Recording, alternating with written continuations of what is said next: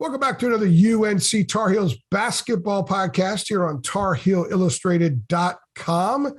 And if you were watching us on our fast-growing YouTube channel, that is called Tar Heel Illustrated. I am THI publisher Andrew Jones, and joining me is our director of basketball recruiting and analyst, longtime college, AAU, and high school coach, Mr. David Sisk. And let me remind everybody real quickly, if you guys want to have access to all of David's amazing brilliance, other than on these podcasts, which we only do every couple of weeks, you've got to sign up, be a member of Tar Heel Illustrated. It's just $8.33 a month for a one-year membership. And that also goes for all of our recruiting stuff that we do for football, and so much of our content and observation, analysis, ping, and that kind of thing is also premium. Plus our message boards. Message boards have been awesome this season.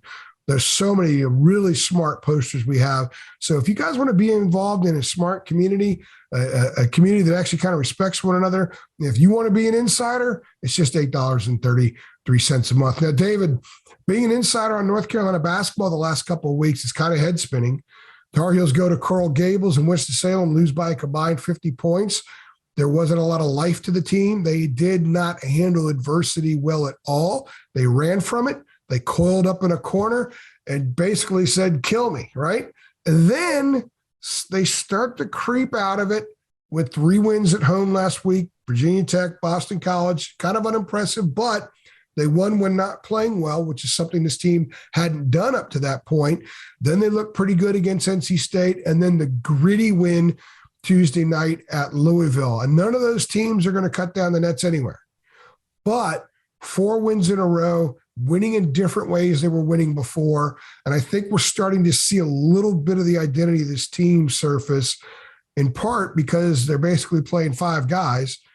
So here they are standing at 16-6, 8-3 in the ACC.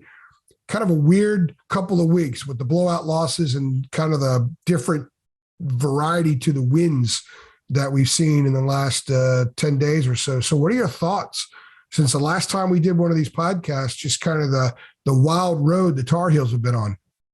The great Angelo Dundee, who was the trainer for Muhammad Ali and Sugar Ray Leonard, said one time, I don't care if you beat your sister as long as you beat her. So, yeah. Look, and the Boston College game, the Louisville game, it could have very easily, Virginia Tech was with 5 or 6 minutes left to go in the game, was anybody's game, and North Carolina pulled away late. So 3 to 4 were very competitive. They could have split easily. And, they ended up going 4-0. And it was a 4-0 that they needed to go in between the 2 blowout losses to Miami and Wake Forest, in between that and Duke. So, like you say, you need to right the ship. And I'll be honest, I honestly thought they would go 4-0 in a stretch, because if you're a good team, you need to win those games. Those are teams you need to beat. I thought they could. Here's the thing, in my opinion, about North Carolina. We've talked about them. The big question about them is how do they react when they get punched in the mouth? We've talked about this. The national media's talked about it. North Carolina fans have talked about it. Well, the thing is, you've got to be able to, when you play somebody, when they hit you in the mouth, it can't be a punch and Judy jab guy. And, some of these teams, tried to give their best punch. And let's face it, they really didn't have the puncher's chance. Whereas Miami and Wake Forest, man, they're high octane. They can score in droves. And, you get on the wrong side of them on the road, and that's not where you want to be, because they can have 90 points on the board before you turn around. And that's when North Carolina doesn't usually respond. So in games like Boston College, Virginia Tech, and I'll be honest, North Carolina State, Louisville, all 4 of those teams, they're challenged offensively. They're not the best team. So when they throw that punch, it's not necessarily lethal. So they really don't bring up North Carolina's Achilles heel there. We'll see Saturday when North Carolina plays Duke how they've come along there. But they did show that they've been able to close out some very tough and competitive basketball games with these 4 wins. And I think if you if you kind of want to allow growth, and if you have a garden and you do all that stuff with the soil, put all the treatment down there, and then you water it, you're not going to go from just a bed of nothing to a stalk of everything, roses 6 feet high the next day. It's a process. And I think these 4 games served as a really valuable process for this team. It's almost like Hubert hit sort of a restart after Wake Forest, because the players the next day fully expected to run until they vomited. And instead of coming in angry, Hubert came in and gave him a hug, for lack of a better term. He came in and said, look, guys, there's so much basketball left. Let's not stress about what just happened, because there's nothing we can do about it. We can learn, we can understand why, but you've got to change your disposition, and moving forward, we just got to win games. Let's just go out there and win games. And I was saying the same thing. If you win games and you string wins together, you're going to improve. You're going to win those games because you do some right stuff at the right time. Virginia Tech's not a good club, but the Tar Heels made plays at the right time. BC's a terrible team, but the Tar Heels made plays and got a win. And I asked Hubert that night, I said, can you actually gain more confidence when you win ugly and a lot of stuff doesn't go right? And they shot 29% in that game, lowest shooting percentage in program history in a win. I said, can you gain more confidence when that happens as opposed to when everything falls through the cylinder? And he said yes. So then we saw everything fall through the cylinder on Saturday against NC State. Even bad shots fell through. And I just think that, okay, well, that's like having something different on the plate than what they had earlier in the week. I think that set them up for Tuesday night. I think they were able to withstand Tuesday night because they saw that they could do it a little bit the week before. And Louisville was a better team Tuesday night than what the Hokies and Eagles and Wolfpack were last week, because they were at home. They were energized. I think that this was sort of the last notch of their season. They had a lot of emotion poured into the game, and then the way that they do, I'm on a Twitter DM with some really some inside people in college basketball and several pro scouts. And after Louisville played Duke Saturday, that was the talk that you could really see that they felt like Louisville had quit on Chris Mack, the players had. And there was a lot more energy now than there was the last few games when he was there. Go ahead. I'm sorry. No doubt. And to that, I thought that Louisville, it would be really tough to regenerate 4 days later. I think it's ridiculous that the ACC ever makes anybody play Duke and Carolina back-to-back. Ridiculous. And Louisville had them at home. The timing was kind of good given the way the season's gone, that they did have that energy Saturday, but I thought it would be a challenge for them to have it Tuesday, but they had it. So Mike Pegues and those kids get credit because they came out ready to play. If this was a typical Louisville team, more talented, and if Malik Williams played, Carolina would have been in trouble Tuesday night. But you can't control who you play. You can't control what the circumstances are with the other team. And with that, the Tar Heels responded. And let's face it, they beat a rival. And then they won at Louisville in back-to-back games with Caleb Love shooting 4 for 24 inside the arc. They were outscored 44-0 in bench points at Louisville. They were outscored 13-0 in fast break points. The bench point thing is the first time Carolina's won a game without getting any bench points since 1998. So Louisville had a 17-3 run in the second half, and Carolina still won. So the stuff that sent them to the corner in Coral Gables and in Winston-Salem and in Vegas against Kentucky and in Connecticut against Tennessee, that stuff didn't send them to the corner this past week. Now, granted, those teams aren't as good, but still, I think there could be a lot gained by navigating through that. So I actually think that they're a better team now than they were 10 or 12 days ago. But of course, all that could change Saturday when the Blue Devils come in, because Duke is going to throw the physicality at them, the athletic ability at them, the basketball skill at them, the depth at them, and the know-how. They will adjust during the course of a game as well or better than anybody Carolina's played all year long. And so that will be a major challenge for this team. But they have set this game up nicely by doing some positive things and sort of changing the narrative about them. And I think the feeling in that room right now, as opposed to the way it was even before they went to Coral Gables, when people thought they were playing well, I think they're actually better now, having gone through what they did the last 10 days. We'll find out the next 3 games. Not only is there Duke, there's Duke, Clemson, at Clemson, Florida State. So, it's a 3-game stretch that's tough. It's going to be like the Wake Forest Miami stretch. If they're better, like I said, you hope they are. We'll find out in those games because, as you said, the whole thing as a coach is you're trying to get your team to really start to peak. And you don't want to do it November, December. And you see teams, obviously, LSU is an example, start out 14-1, now they lost 5 out of 6. And there's other teams like that. They start out hot, and you just, unless you're just really, really outstanding, it's hard to keep that up. You don't want to peak in early January. I've always said this: unless you're coming back with a sensational team that brings everybody back. If Gonzaga or Baylor would have brought back all 5 starters this year, then you would think that they would be just good to go right off the bat. But I think early in the season, you're thinking, hey, if we can get 15, and you got to remember, coaches are doing this with a hard eye.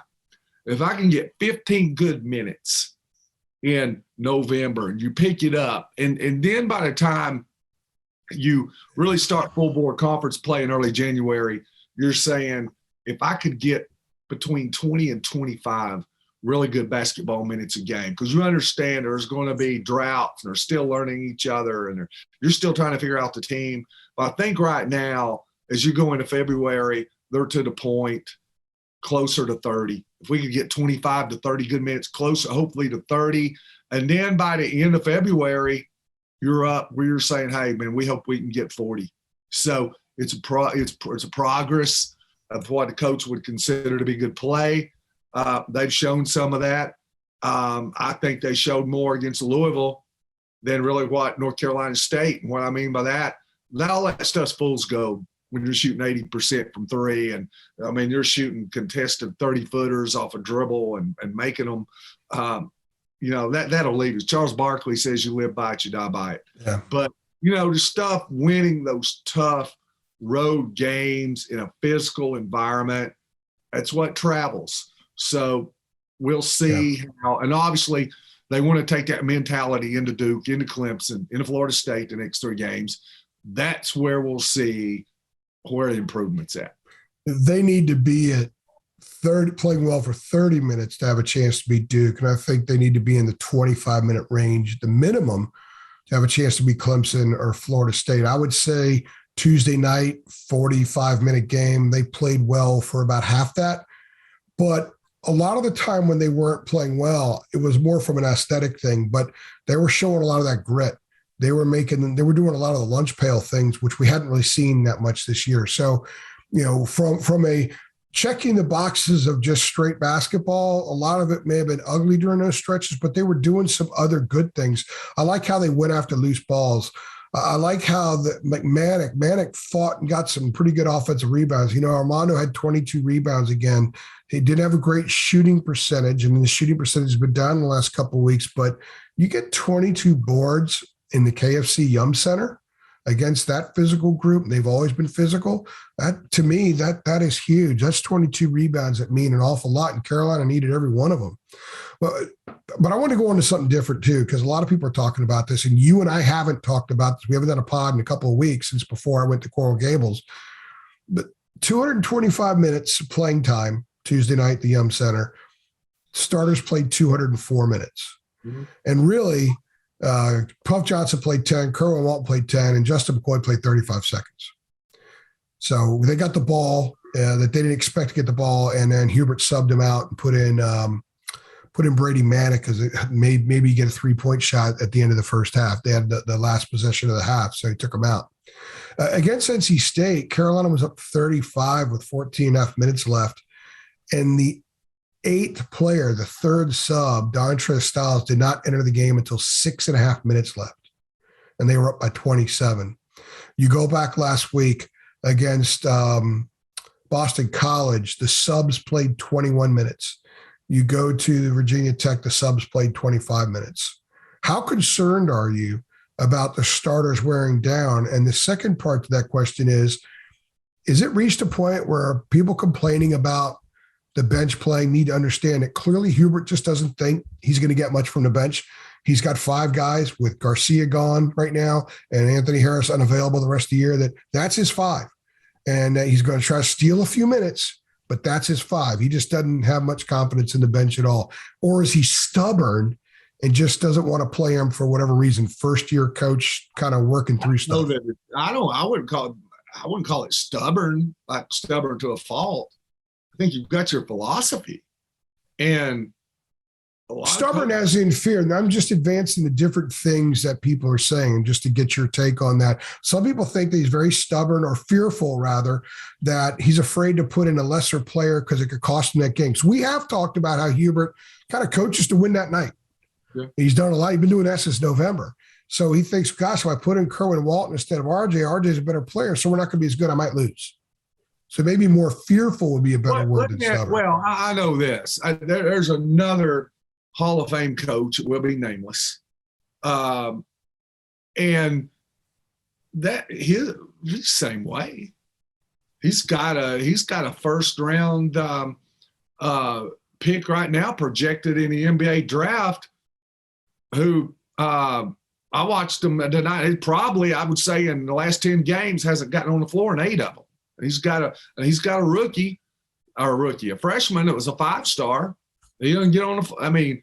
And people do the same thing. And I've heard him say they want playing time, and then when I give them playing time, they don't block out, they don't defend, they don't.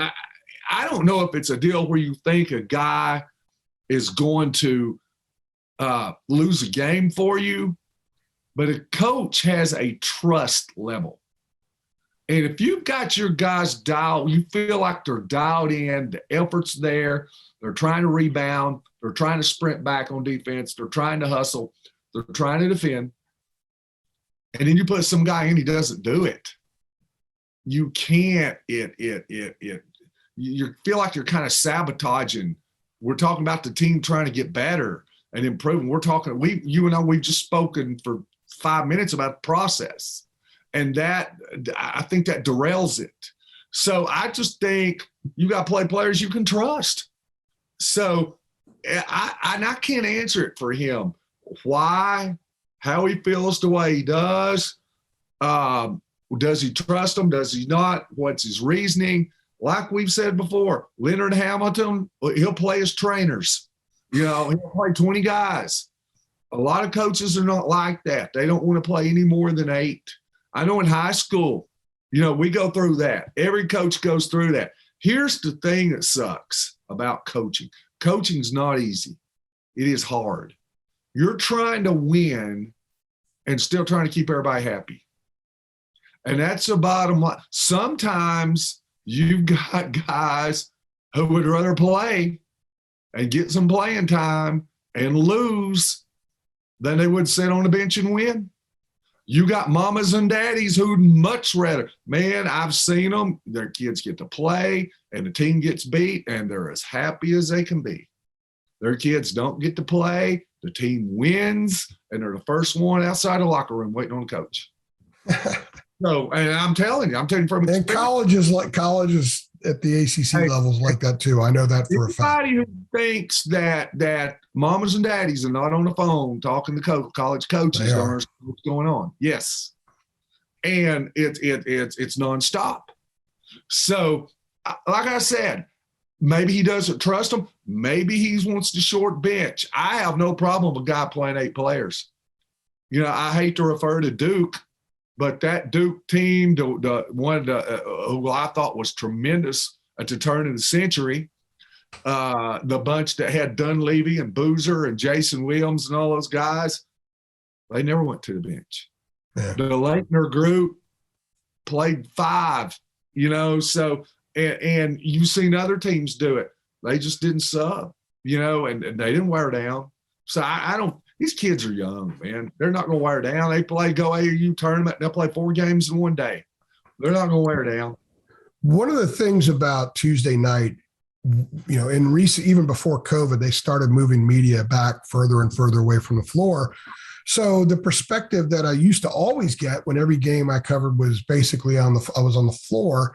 I don't have that as often now, but at Louisville, we were right on the baseline over by the Carolina bench, and I had that perspective. And one of the things that really grabbed me was in overtime, Carolina looked just as fresh and alert as Louisville. They looked like they had the same amount of gas in the tank. There were times when a dead ball or a timeout, Manic would just sort of walk over to the bench. He'd put his arms behind and that kind of thing. But he kind of looks tired all the time anyway. It's just his body language. It's his natural mannerisms. But, they made some plays in overtime. And that's when those guys were all in the 40-minute range. Two starters were at 39, and then the other three were at 42 and 43, I guess. And I'm asking you, can they sustain this in the group that you've seen? That through the first 3 months of the season, basically now that things have been whittled down, and part of the whittling down has been because of attrition with what Anthony Harris is dealing with, what Dawson Garcia is dealing with, and the possibility that he won't return this season. And this is what you got. Can they sustain this? Do they have the right makeup, in your opinion, with the way they play, with the kinds of players that are out there, that they can go 37, 38 minutes against a good opponent and sustain a fairly high level of play, especially increasingly so as they move through the season, this now being who they are? I think so. Take the North Carolina State game out of the equation. You take the other three games, and they finished tight games. They were the better teams late in the game. They were against Boston College. They were against Virginia Tech. They were last night against Louisville. So, they've shown. It's not like they've blown 20-point leads. Yeah. I definitely believe so. And if you go back and look at the games that they looked really bad in, the Wake Forest, Miami, we'll just take those last two games. Man, they weren't ready to play getting off the bus. They never had. So it wasn't like they never played hard enough to get tired. Yeah. In the game. They didn't. There was no intensity there. There was none early. So it's not like they started out like a house of fire and wore down. So, yeah, I think so. And I'm going to say, I'll say this. The big thing you talked about Garcia, and I don't want anybody to take this the wrong way at all, but I feel like Brady Manick's more comfortable now knowing Garcia's not there in the rearview mirror and knowing that he's got his minutes. And here's what I mean by that. When you went earlier in the year, you would have – when we spoke about this, certain lineups on the floor, you might have Garcia play a really good game and Manick wouldn't play a good game. And then Manick would play a good one and Garcia would play a bad one. And it was like that time they couldn't get comfortable in the rotation. So when you've got Manick and Baycott, that comfort zone's there because Manick can stretch, Baycott's there. You've got to guard the ball screen with Baycott one way because he's going to roll and he's a banger. And then Manick's going to pop. You got to switch that one. You can't switch on Baycott. So things like that. And then you've got a shooter to stretch the defense. You get them on one side. You stretch them out. You've got more open passing lanes. You can get the ball into them. It can't sag off. If you try to help down, he kicks out. Manick shooting threes all day. So I think the rhythm is there. I think Love and R.J. Davis can go all day long.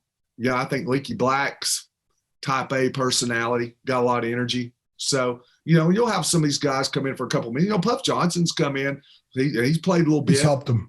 Yeah, he's helped him. So, and Jackson's played more. So, I said Jackson, man, the transfer from Virginia. McCoy, yeah. McCoy, I said Jackson. Let me go back to Manick. Those guys have come in and given them minutes at times. So, I think they play enough to give them what they need. Let me go back to Manick for a minute. One of the things that I've seen happen, quite frankly, I saw it before Garcia left. Manick and Baycott had a pretty good chemistry, and they have a better one. A lot of it was the high-low stuff, but now they're playing off the ball well together. They kind of have a good feel for when Manic it's okay for him to be in the lane, when he's got to pop out. I think Manic is using more of the court now than he was before Garcia left. And I guess this is a byproduct of what you're saying, being out there more, knowing he's going to play 32, 35 minutes. And so he's having a fuller experience with Armando. So more of his game is coming out. Against Louisville, he had a beautiful reverse dunk on a great feed by Caleb. He had a couple other buckets. One that was a great feed by Caleb. He had a putback.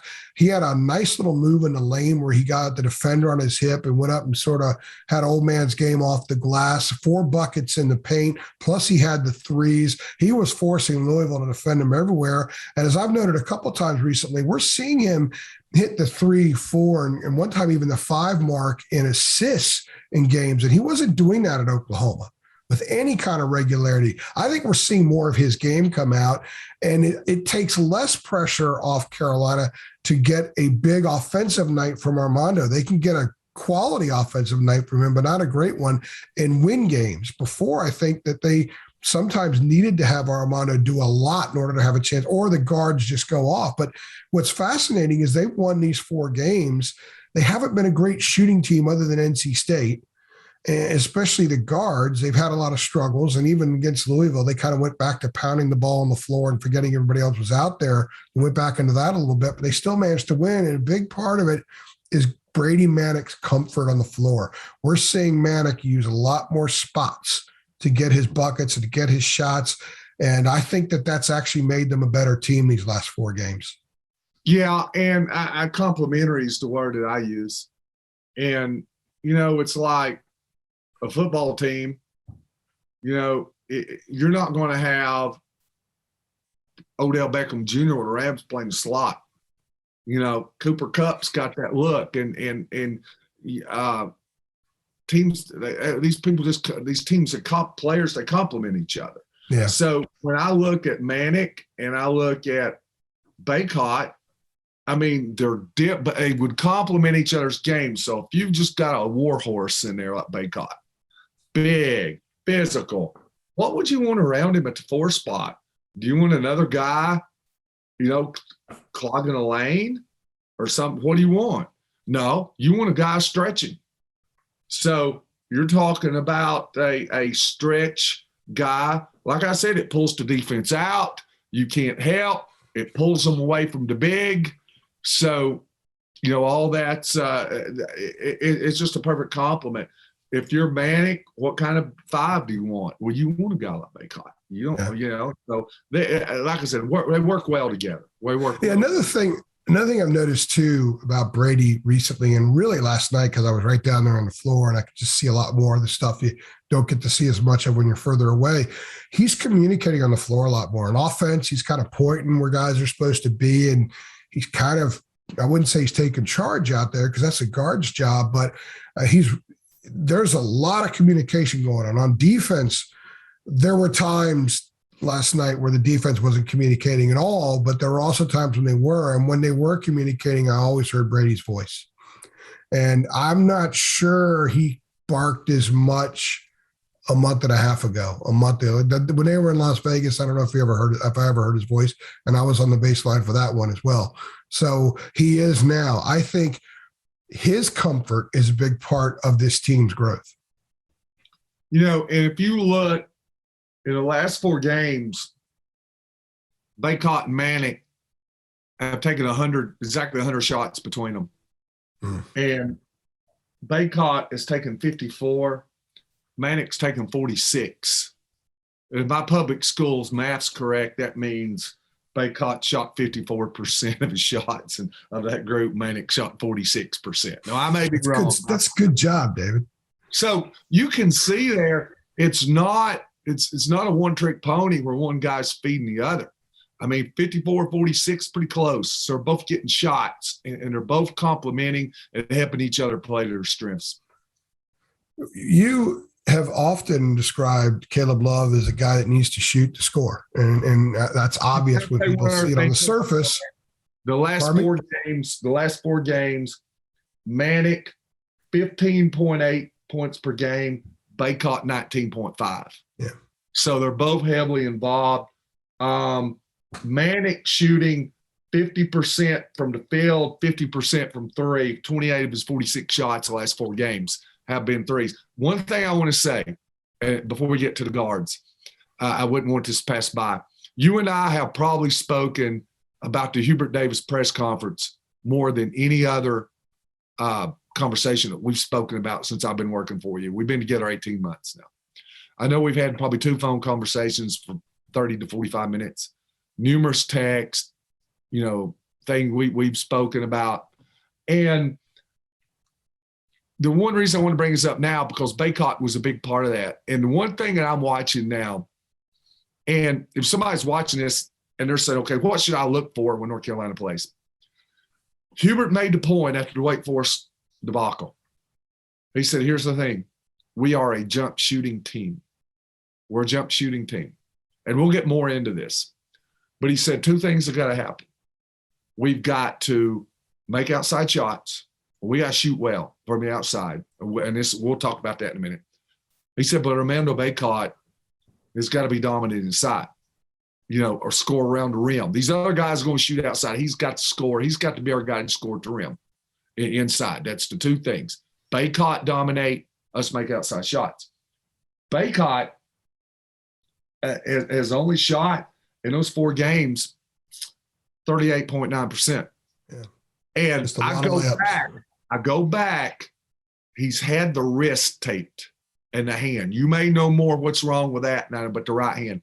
And I know they've been beating on him. I know Boston College swarmed him, Louisville swarmed him, but I really think that hurt him finishing around the rim. I believe there was something wrong with that hand, which was just shooting. His free throw percentage is down the last week and a half. I think that's part of it. I think there was an issue. And look, when he does not score, if he shoots 9.9%, North Carolina is going to struggle offensively. It is imperative that he's up over 50% and he's scoring. I think the hand's a big, huge issue. But I look, 7 for 19 against Virginia Tech, 1 for 10 against Boston College. As poorly as they shot against Boston College, as crazy as it sounds, who's one of the worst teams roster-wise I've ever seen in the Power 5. How they've won as many games they've won, I have no clue. They have 4 ACC wins, by the way. That's how bad the league is. It's unbelievable. I would have lost everything on over that. But 7 for 19 against Virginia Tech, 1 for 10 against Boston College. As poorly as they shot from the outside, that's why they only scored 54 or whatever they scored. Yeah. Anybody else, they would have lost that game. But 5 for 10 against North Carolina State, 8 for 15. So I hope that hand's getting better. And if he scores more inside, North Carolina could get back to more where they're really clicking offensively. So you're talking about 8 for 29 first 2 games, 13 for 25 the last 2. So back over that 50% clip the last 2 times. They've got to have him. Hopefully, if there's a hand issue there, he's getting better. I think teams are challenging him more when he has the ball. He's getting more contact, and a lot of stuff has been allowed to go. He sometimes doesn't go straight through contact. He still spins around the block when he should just get the ball and go straight up over somebody. He's gone into spinning a lot in the last couple of weeks. I think part of it's because he's getting banged around more than he was earlier in the year. Carolina was 6 for 20 on layups against Virginia Tech, and Tuesday night at Boston College, they were 8 for 24 on layups, and they were 12 for 26 from 3. I mean, they were really getting challenged down in the paint. A lot of that is just, I think teams are using more bodies on Armando because they know that Garcia's not there. They don't have a big that can come in. And I think they figure that if they can get Baycott out of the game, either with fouls or wear him down, and he's not as effective late, that's the recipe to beat them, because the guards are what they are. The guards are going to go through stretches where they're head scratching, and they're going to go through stretches where they're awesome. And that's kind of what I think Hubert knows. He's got to live with that, because they haven't found that consistency yet. But Baycott has been the one consistent beast that they've had. And I think teams are putting so much into just throwing him off, push him off the blocks a little bit more, which is probably one reason he's using the spin move, because I think he's getting the ball a little further out than he was earlier. And I think that's a big part of it. And if they can, Leaky Black hitting shots may help that a little bit because you can't drop someone down to help because you can't just leave Leaky alone now. It's 4 straight games. If he does this for a couple more, teams are absolutely going to have to start guarding him, but they haven't been. Against Boston College, Virginia Tech didn't have anybody out there. They put Storm, what's his face out there, the kid, the transfer from Wofford is like 5'11", and Leaky's 6'8". And they just said, Storm Murphy. And they like, you know what? We're not worried about you. And they were dropping Murphy down to swat at the ball in the post and that kind of stuff. So I think that's a big reason also why his percentages are down some. But he's still getting rebounds. He's rebounding his own misses. His points per possession on his touches are higher than his shooting percentage in these games. I'm going to give you a number, and I'm not a couple of numbers. I've done, like I said, I've probably done more research with this show than any we've done. And so I got to do something during my real job during the day. So anyway, you're researching while I'm stuck at airports, right? The 2-point thing. When you text me this morning, I went and looked. So points in the paint. Let's look at that right quick. 20, 18, 22, and 24 in the last 4 games. 84 points. It's average of 21 a game. That's low. You expect North Carolina 35, 40, 45 points in the paint. So that's low. Give you these numbers. You'll only hear it here at THI. 2-point shooting percentage for North Carolina, 49.1 on the year, which is 199th, okay, out of 358 teams. In the last 4 games, 39.9% 2-point shooting percentage, which is last in the NCAA Division I out of 358 teams. I don't think there was another one in that group under 40. So 39.9% would have been over the overall. If you took the season, 39.9% would be last place in the country. So obviously, when he says we're a jump shooting team, there's your proofs to the pudding. I didn't realize that it was that low, but that's how bad they've struggled, from shooting in that range. Look at Tuesday night. They hit 12 threes. That's 36 points. They hit 16 free throws. They had 52 points Tuesday night that came from the free throw line of 3-pointers. Yeah. And this is a club that likes to think of itself as inside out. Right? Hubert kind of wants them to run everything through Armando, but they did score 90 points. They still had 48 points otherwise, but some of those were jumpers inside the arc and everything. I think the interesting thing about this, and we'll get to the guards in a second, is they've won 4 in a row in league play. I know it's a down year for the league, and we have to emphasize that. However, given the way this club was playing previously, they've won 4 in a row, and they've done it when there's like a ton of room for improvement. If you were to take each of the 4 games out and analyze it, and I'm including the NC State game because your film review of that game I think was outstanding, because a lot of the shots that we saw Caleb miss, last night. Well, he was actually poor inside the arc then too, but a lot of the shots that this team has been missing, they were hitting in that game. There was some poor shot selection in that game, but the ball went through the cylinder. Remember Roy's old line, everything looks so much better when the ball goes through the basket. But if you take each of the 4 games, I think they can actually play a lot better than they did in each of those games, including NC State. So if there's optimism for UNC fans, this is kind of your iron lineup. They're going to keep playing. They're going to have a lot of time, 34, 35 minutes a night to play together and improve their chemistry and play better off one another, which I think they've done here recently. And they should continue that track regardless of what happens against Duke. So in a month from now, when you're going into March, you got the postseason. If this club has done enough to get themselves into the NCAA tournament, maybe you talk about peaking. If this club can peak, perhaps it starts to peak going into that point of the year, because they're going to trim off some of this fat as they move along. You'd like to think that anyway. That doesn't mean they're going to. They got a rookie head coach who is feeling his way around too. But I think these kids are smart enough to know as well. And I sense with the increased communication on the court that they're understanding this as well.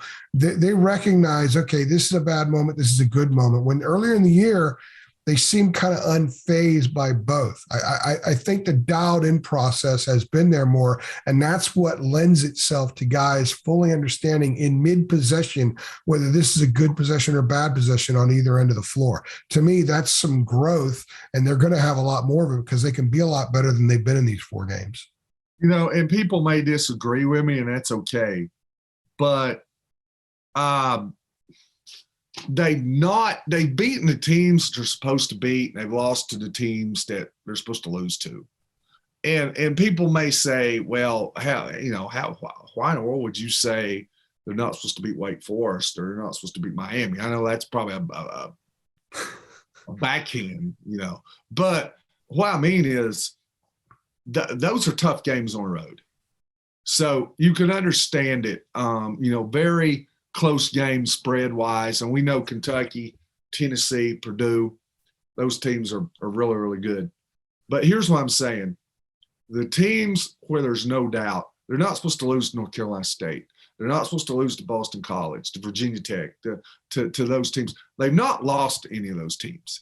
And I'm actually giving them a compliment when I say that because I think this is a talented team. So when I look at these last 4 games, I don't know really that they can play poorly enough in the big scheme of things to lose. Is what I'm trying to say. I think they really, really. If they didn't lose Wednesday against BC, I mean that was they were really right. I mean, they couldn't have played any worse. So obviously, what we've been trying to say is there's talent on his team. So they are beating the teams they won 16 games. So they beat a lot. I mean, you look at the records the last 2 years and turn around, compare it to this year. And they're ahead of last year for sure. Yes, absolutely. And definitely had 2 years ago. So, I mean, you're looking at the best team record, probably the best team in 4 years. So now I think what everybody wants to see is them beat a team that people don't expect them to beat, which would start out with Duke. And then even Florida State and Clemson are going to be very close. These point spreads are going to be very, very tight in those games. So you could beat them and that's that quad 1 win, that you could get. And then people all of a sudden look at it as a pick 'em, type of game. And people can say, hey, now we beat some good teams. And now we can measure, yes, by the eye procedure that there's the eye test that, yes, we've made improvements. Yeah, and from a national perception perspective, they've got a lot to overcome because the few times that the nation has paid attention, they're getting their bell rung, to use football jargon, and the nation wasn't really paying attention to Miami and Wake, but they look up and see them get blown out in those games. So I have a good buddy of mine back up in Virginia where I grew up who was texting me the other day about Wyoming and Colorado State, about how he likes teams like that. He wants them all to get large. And he said, don't you think that they would get in over North Carolina right now? I said, well, actually, I know Colorado State's got better wins. They have a few wins that are better than any of North Carolina's wins. And we kind of got into a conversation. He said, well, the only thing I know about Carolina is the only time I paid attention to one of their games, they were blown out of the building. So Saturday against Duke is hugely important for a lot of reasons. And a lot more than just the pride of the rivalry, a lot more than beating Coach K in his final game in Chapel Hill. There are not many high-value wins in the ACC to be had, and this is one that Carolina can get. And if they get it, and then let's say they go to Clemson and pick up a win, and they beat Florida State at home, suddenly the people in the nation, the guys who have a lot of clout on Twitter are going to turn around and say, this club's 19-6. They got a win over Duke. They got another quad win, 1 win coming up. I don't know where Clemson is in the NIT right now. If they beat Florida State, we're taping this right now while the Clemson-Florida State game's going on. If they win that, they'll climb a little bit closer. But anyhow, it's still a quad 2 win at the very least. They need to rack those up as well. So they have an opportunity to change the narrative some, but you can't do it in beating the clubs they beat in the last 4 games. They're going to have to do it beating Duke. And that brings me to the backcourt. And we're not going to do a Duke preview here. Jacob and I are going to do a Duke preview podcast Thursday morning, but the only way this club beats a club like Duke, or if they get another crack at a Tennessee or a Kentucky or Purdue, or Miami or Wake Forest, they must get a quality and competent game from RJ Davis and Caleb Love. And I don't say that disrespectfully, but there are times where the two of them, when they kind of go bad for a stretch, it's rather unbecoming. And when they play really well for a stretch, they can be lethal.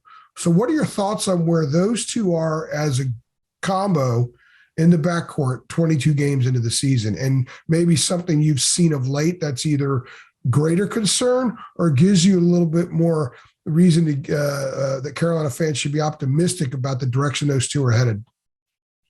I kind of like where RJ Davis is at the last 4 games.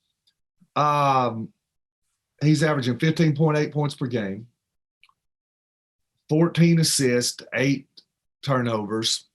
Now, that doesn't set the world on fire, but that's less than 4 assists a game, but he's basically 2-to-1. He's not been a turnover machine.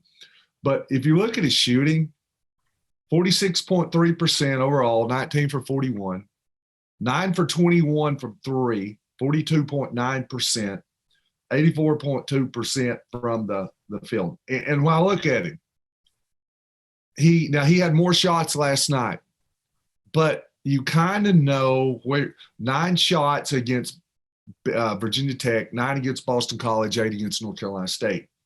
So you kind of know what you're getting there. So everything on him is points, 15, 13, 17, 18, very consistent. And so that's something I like. So you look 46.3%, like I said, probably 19 for 41, not far off 50% from 2, and then 9 for 21 from 3. So I look at him and I'm not seeing a lot of weaknesses there. There's nothing really that sticks out where you look at him and say, boy, he's struggling on this end. Whereas you look at Caleb Love, and I think here's the makeup on his team. Caleb Love, it seems like the ball's in his hands so much. Yeah, even when he's not at the point. 65 shots the last 4 games. Davis has taken 41. Baycott's taken 54. Manic shot 46. He's taken 11 more shots than anybody else on the team. He is 29.2% overall. Now, he shot the 3 pretty good, 10 for 24, but then that gets us into his 2-point shooting over a 4-game stretch, 9 for 41. Yeah. And that's huge. Now, here's the one thing he's doing. Now, add on to this. He's taken 32 foul shots. That's 8 a game.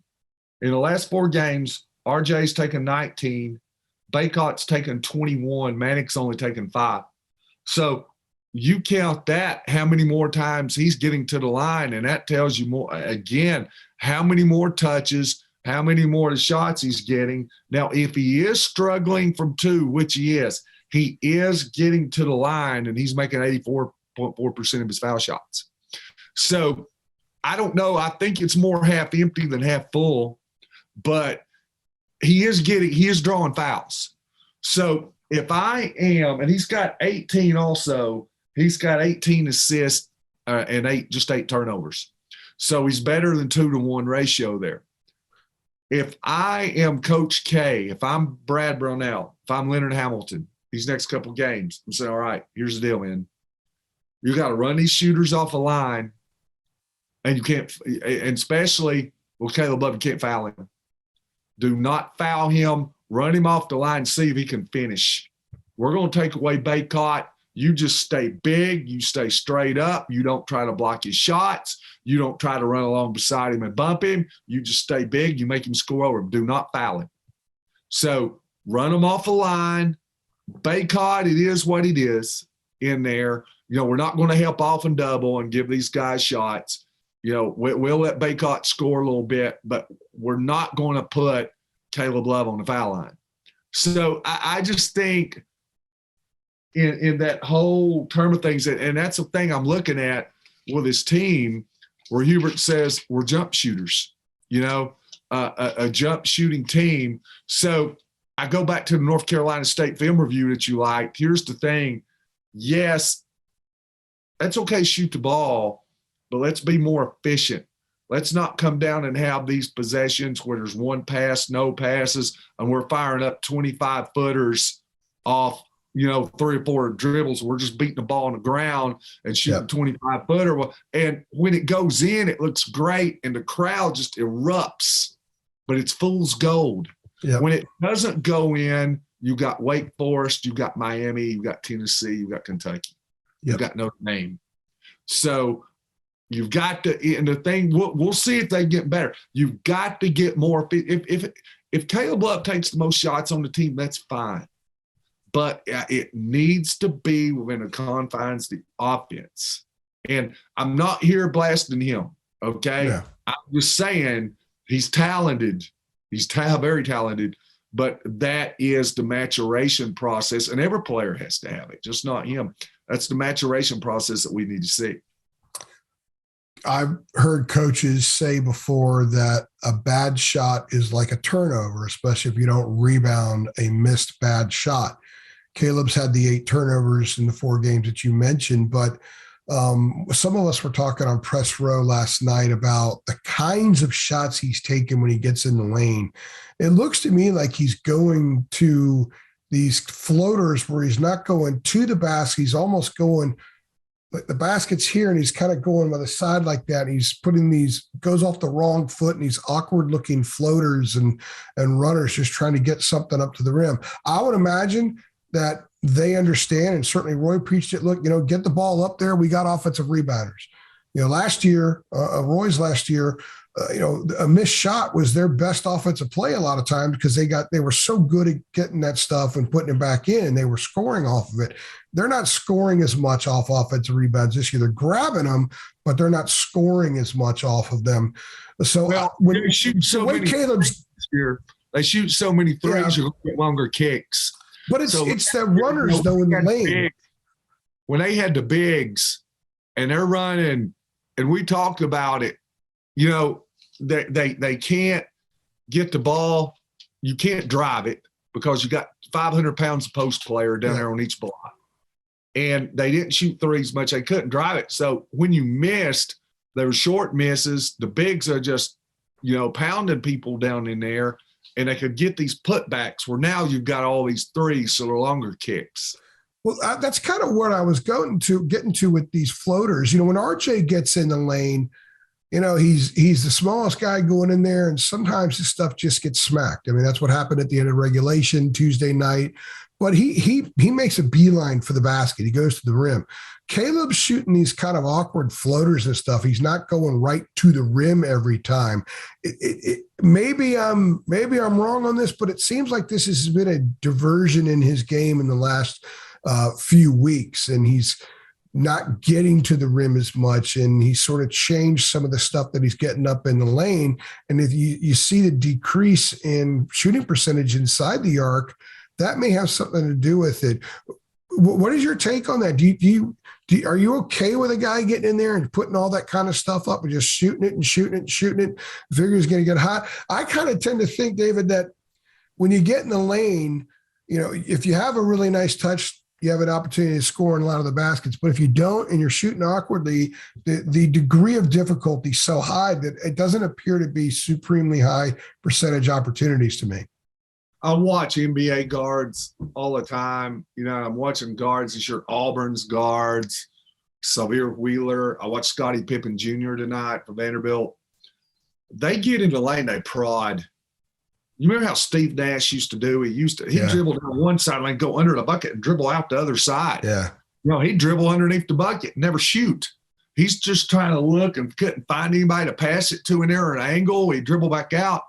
And he wasn't looking to score every time he got down in there. So I think you can kind of prod too. You can kick out. You can find where Baycott's at. You can do some of that. So every time you get in there, doesn't necessarily mean that the ball has to go up.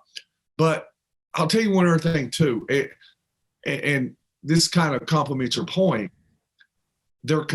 I think there are a lot more contested looks this year. I do not have the transition points for North Carolina State here, but I do know against Virginia Tech, they had 6 fast break points. They had 4 against Boston College. It's amazing to me. They scored 45, played 45 minutes at Louisville, and did not have 1 fast break. They had 25 against NC State, and a lot of them were jump shots in transition. They hit a couple of threes in transition and a couple of 15-footers in transition. So that's still 35. That's still just a little under 9 points per game if you throw that in. Yeah. You take another 3, and you're averaging 3 points per game, 3.3 points per game in transition. So there's no easy shots. Everything's contested. Everything's compacted in a lane. You're not getting out and running. So, that's an issue, and I think it's a thing that makes it tougher. Now, like I said, when you play them, I'll give you one more here. 3-pointers. They are, and that's the difference in this team this year. For the whole year, 38.5%, which is 14th in the country, out of 358 teams.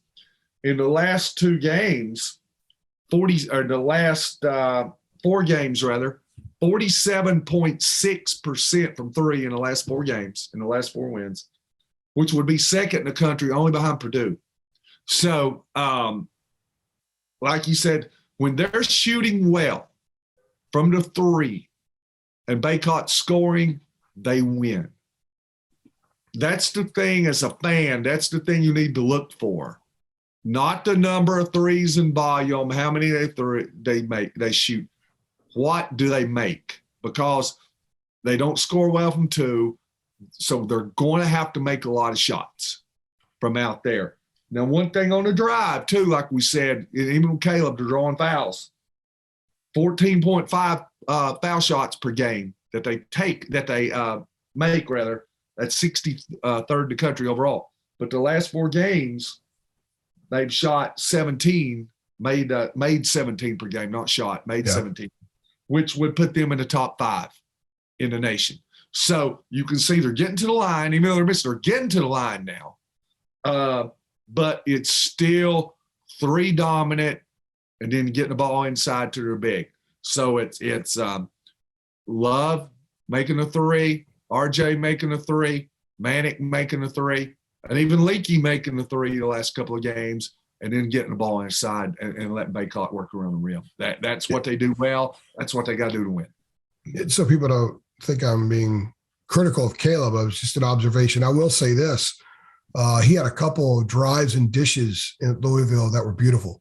Yes. And like you said, and getting to the line, there's a lot of value to that stuff. And he did that on a night when struggling. I think we're seeing some maturity from him. We've talked a lot about Armando's maturity, but we're seeing some maturity from Caleb. He had that terrible mistake at the end of regulation last night, and then he calmly hits the first shot in overtime, a 3, a catch and shoot shot. By the way, he's been really good on the catch and shoot stuff this year.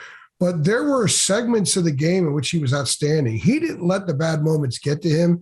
I used to last year. At times this year, it looks like it's gotten to him a little bit, but Tuesday night it didn't. It didn't against NC State. They win. He's happy. These kids, everyone's got their own timeline for maturity. And I think we're seeing Caleb Love go through that right now, which is another very positive thing. If he can shore up some of the areas where maybe he takes too quick a shot, maybe he drives in the lane and puts up something he doesn't need to put up. Maybe, as you say, just dribble through or kick it back out. As he cleans up that part of his game and shortens the segments where he's not playing that well, they're going to be a better team. And I'll say it right now. The guards must play well for them to beat Duke.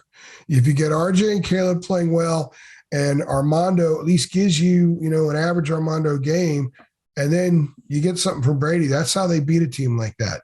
I know that's asking for a lot because that doesn't happen in the same game very often with this club, but that's what they have to do. That's their recipe to win. And I think we've seen them creep closer to that here in the last 10, 12 days than we had at any point earlier in the season. Even with the Virginia, Georgia Tech back-to-back, those games were a week apart. We saw them do this with 4 games in 9 days, 4 games in 8 days. Really, it's 5, and you include Wake Forest, it was 5 and 11, but this is 4 and 8 days is what it was. And they were able to kind of, I wouldn't say flip the switch, because you can't do that from 50 points in those 2 games, losing by 50 points to those 2 games without beating somebody really good. But I think that they have positioned themselves to take the floor Saturday with a good mindset and also knowing what the recipe is that works. You know, Caleb's best game last year, I felt like, was at home against Duke. You remember he started out, he had that steal. At Duke at home, yeah. He was really good in both those games. He had a huge dunk, man. He just and it seems like he just builds off that. To me, he is a player who runs off adrenaline. Nobody is ever going to confuse Caleb Love for him on the Baycott. You know, because Baycott's methodical.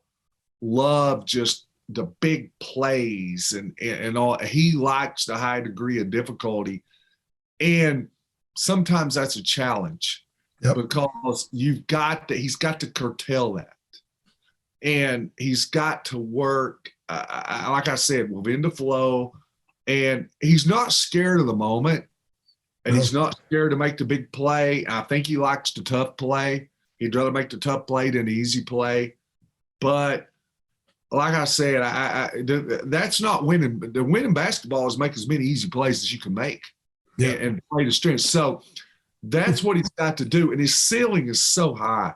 And you know, we've talked about it before. When I watched him play in St. Louis in high school, those shots that he made against North Carolina State, when he's out there going between the legs like 3 times and shooting a 30-foot of a guy hanging on, and he makes 2 or 3 in a row, and the crowd just erupts, you know, just blows the roof off the place.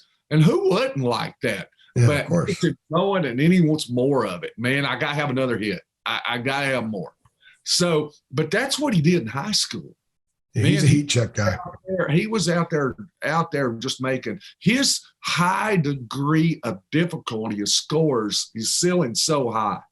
I mean, his floor is higher than most guys' ceiling. But in doing that, it's like, you know, it's like you're playing golf. You know, if you're 280 yards out and you're on the PGA Tour, you know, and you're trying to go over a lake to get to a green, sometimes you don't hit 3 wood. How about going off to the side of the lake and laying up and hitting a wedge and you know, for your 3rd shot and play and not try to take that on. So I think sometimes, you know, Caleb needs to pull the pitching wedge out and play from about 180 yards out and not try to fly a green from 280. I'm so glad you got in your golf reference. We're like 6 hours into this podcast, but you got it in. Roy Williams would be proud of you. Roy used to give a lot of golf references. I wish he was still around. I'd make that analogy to him, and then he could tell me how stupid I am. But he'd say I like the golf talk. He had a thing going with my buddy Taylor's. He had a thing going with my buddy Taylor Zarzer, who does stuff for the Golf Channel and Sirius now, and also he's on ESPN and the SEC Network. And he used to do radio here in the Triangle, and they had kind of a thing going that Roy would sneak in a golf reference in every podcast. So David Sisk you're carrying the torch for old Roy. And by the way, Caleb, about 3 hours of golf talk, of analyzing the golf swing at an AAU tournament last July between. You tell me about that. Tony Bennett and Fred Hoiberg. It went on for 3 hours. More power to you. By the way, Caleb shot 50% or higher in just 4 games last year, and 2 of them were the Duke games. I think the atmosphere Saturday will fuel him. He's going to be bouncing all over the place. So we're going to see some high degree of difficulty shots. And if he can make some of them early, that's going to be a fantastic sign for the Tar Heels. David, we've gone longer. Player we got to talk about. Yeah. Leaky? Who do you think has the highest, and when I say another, I'm giving it away. Who has the highest assist to turnover ratio in the last 4 games? For Carolina? Yes. Boy, that's a good question asking me that. Manic? Leaky, yeah. I didn't look at the bigs. But 15 assists to 4 turnovers. I mean, he's played very well. 5 assists, no turnovers. Louisville game, 4 assists, no turnovers. I mean, he's almost 4-to-1 assist to turnover ratio. Well, and he's hit a 3 in 4 straight games. In fact, Steve Kirshner came over to us. Hear this. Steve Kirshner came over to us during the game last night. It was before Leaky hit that 3 in overtime. And he said in the last, up to that point, in the last 4 games, Leaky Black has scored 33 points, but now it's up to 36, right? He said in the previous 13 games before that stretch, he scored 33 points. He's turned into North Carolina's Bruce Bowen. You know, he can guard anybody. He's making shots. So the last 4 games. That 3 he hit in overtime was such a confident shot. And I got to be honest with you, man. Yes. I don't root for them to win or lose. I just, I want good stories. So I like to write good stories, but it's hard not to root for Leaky. He's such a nice guy. He's a guy that people talk about throwbacks. They talk about dudes who play for the front of the jersey. Leaky Black plays for the front of the jersey. He plays for the experience. He wants to be a part of a banner of some kind going up there. He wants to experience the North Carolina experience as much as he can. He got a little bit as a freshman, but he got hurt, at Georgia Tech and came back and played a little bit late on a team that was a 1 seed. And then the other 3 years have been kind of weird years for him with the 14 and 19, the COVID year, and now Hubert's first year. And you got to really appreciate a guy like him who he's not bothered when someone comes in and gets the shots that he's not getting. He's accepted who he is as a player. I think he thinks he's better and can be better, and he's shown that the last week and a half or so. So I like it when Leaky scores. I think it's good for the team. I think it's good for their vibe, and it's good for sports writers because it gives us something a little bit different to write about. Can I say Christian Leitner on here? Am I allowed to use that name? But Hubert talked about. Hey, hold on. Hubert talked about him Monday. Told a story that his best friend he made in the NBA was Christian Leitner. They were teammates with the Wizards and the Mavericks. Yeah. So he had the Christian Leitner Kentucky game back in the early 90s when he was 10 for 10 from the line and 10 for 10 from the field. Was that the game he stomped on Amina Timberlake's chest? Yeah. Hit that turnaround 3. I would get crucified by Carolina fans if I didn't bring that up. Last night, 4 for 4 from the field, 3 for 3 from 3, 2 for 2 from the line, 13.5 rebounds, 4 assists, no turnovers. Yep. Is that not perfect? Yeah. And that 3 in overtime. And he hit a 3. He hit a big shot. He didn't big shot. You talk about efficient. He didn't do anything wrong. So he's only averaging over the stretch 4 shots a game. He shot 16 times. He shot 5, 3, 4, and 4. So it's not like he's shooting in bulk. He's 13 for 16 from the field, 81.3%. He's 7 for 11 from 3, 63.7% from 3 the last 4 games. 7 for 8 from the line, 87.5. So he's only averaging 9 points, 4.5 rebounds. But then, like we said, 4-to-1 assist to turnover ratio. So when he's making an impact, he's the team's best defender. So he's making a huge impact. So here's the thing. When he can make shots out there, I think you look at it like these 3-and-D guys, and we talked about Bruce Bowen.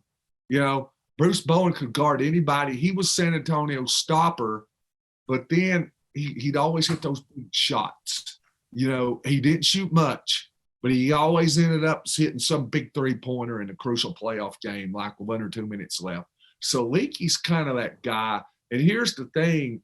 I don't think Leaky's role or identity changes. I don't think Leaky's going into Hubert Davis saying, look, I need more shots. I just watched the THI podcast of Andrew Jones and David Sisk, and I've thought it, and now I'm convinced, man, you've got to start drawing some plays up. It's not that.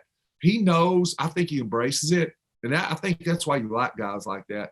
So he embraces it, and he's just going to keep on doing his thing.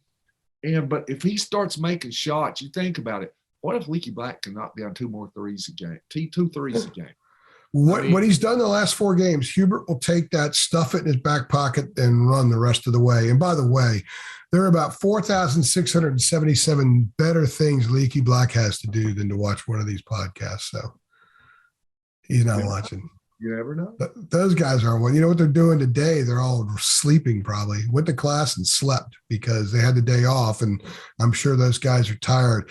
David, I think this is the longest we've done. Roy watches this podcast because he says, he's going to talk about Roy doesn't know what YouTube is. Strategy, and that Roy called Leakey and said, "Hey, you need to be watching it. You learn a little bit about basketball." Hey, I got a nice fist bump in with Roy last night. Every once in a while, it's good just to say, "Hey," but I guarantee you that's the only time he ever sees me, when he gives me a fist bump about once every 6 weeks. So Roy doesn't even know what YouTube is, so he has no idea. Roy doesn't know who I am either. So he'd have to ask, "Well, hey, Wanda, how do I find that YouTube crap?" All right, let's go ahead and close this thing out. This is the longest we've gone, but I think it was a lot of fun, and we haven't done one in a couple of weeks, so there was so much to talk about. We will do one next week in between Clemson and Florida State, so we'll obviously have the Duke game to talk about. But regardless of what happens Saturday, I think that Clemson game, again, an opportunity to learn a lot, because Clemson's got a pretty good offensive club. They got some dangerous parts that can give Carolina issues. So if the Tar Heels beat Duke, how do they respond going on the road to play a quality team? If they lose to Duke, do they get it back up and get a win and show some growth, or do they let it beat them a second time and they're not ready for Clemson? So we'll talk about that sometime next week in between Clemson and FSU. And I think a week from now, David, we think we learned something in the last 4 games. We're going to a lot more in these next 2. I think that these 2 games is their toughest remaining stretch for the rest of the season. I think the next 3. Yeah, but the only problem, I'm concerned about Florida State with Osborne out. They've been banged up, and they're just not playing as well as they were. I think Carolina at home against Florida State should be able to take that game. I think Clemson on the road is more, especially coming off the Duke game, is more of a challenge. Look at these other teams in the ACC. My goodness, they could dress out Chris Winkie and Terry Bowden and Tommy Bowden and beat most of these teams in the ACC. But funny Terry Bowden story very quickly for you. About 3 weeks after Akron let him go, I saw him at an airport. I can't remember where the heck it was in one of my December travels, and he was decked out in Akron stuff still, and he was in the airport. I'll tell you about it. Usually coaches burn stuff when they get fired. Got a story on him. He coached at the University of North Alabama. My daughter graduated from there. I live about, 40 minutes from the campus. So I went to AT&T, had to get a new cell phone, took a buddy of mine with me.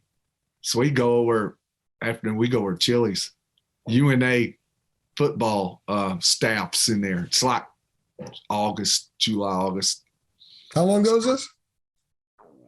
8-10 years ago. So anyway, he 7-8 years ago it went mid-10. So anyway, he's in there with his staff. There's nobody in there. It's a weekday, 3-4 in the afternoon. There's nobody, just us and the staff, and you can hear everything they're talking.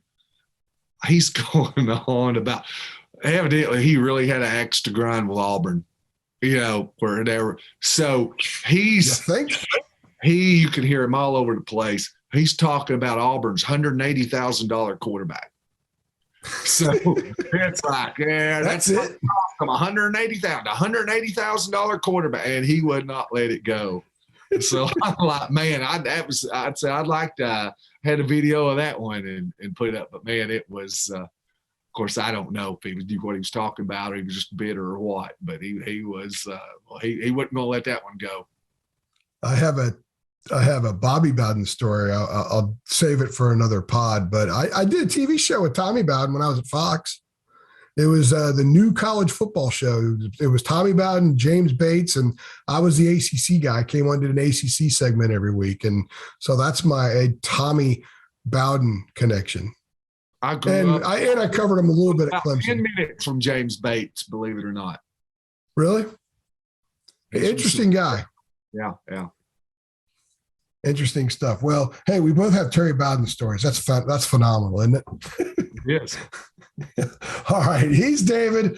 I'm AJ. If you stayed through all of this podcast, send me a DM on Twitter and let me know. You never know. There might be something in it for you. Anyway, we appreciate you stopping by.